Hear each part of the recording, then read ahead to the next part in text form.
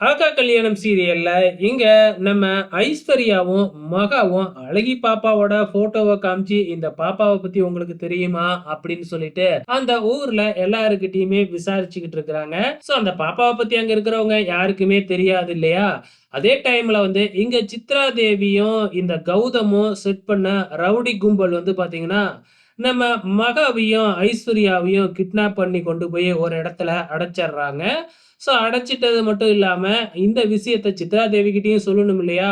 அதுக்காக சொல்ல ட்ரை பண்ணிக்கிட்டு இருக்கிறாங்க.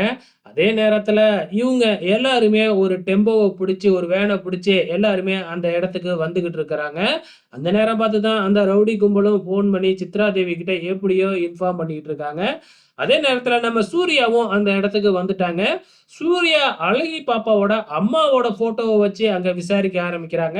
ஸோ அவங்கள பத்தி அது ஊரே ஒரு சின்ன ஊர் தானே, அதனால அவங்களுக்கு தெரியுது. இவங்கள தான் எனக்கு தெரியுமே. ஆனா இவங்க அவங்க வீட்ல இப்ப இருக்க மாட்டாங்க. அவங்க பக்கத்து ஊருக்கு ஒரு துக்க விஷயமா போயிருக்கிறாங்க அப்படிங்கிறத மட்டும் இன்ஃபார்ம் பண்ணிடுறாங்க. ஸோ இப்ப சூர்யா அவங்க வர்ற வரைக்கும் வெயிட் பண்ணி தான் ஆகணும். அதுக்குள்ள இந்த ரவுடி கும்பல்கள் வந்து பார்த்தீங்கன்னா, அழகி பாப்பாவோட அம்மாவ எதுவும் செய்யாம இருக்கணும். ஸோ என்ன நடக்க போகுதுன்னு தான் தெரியல. வெயிட் பண்ணி பார்க்கலாம்.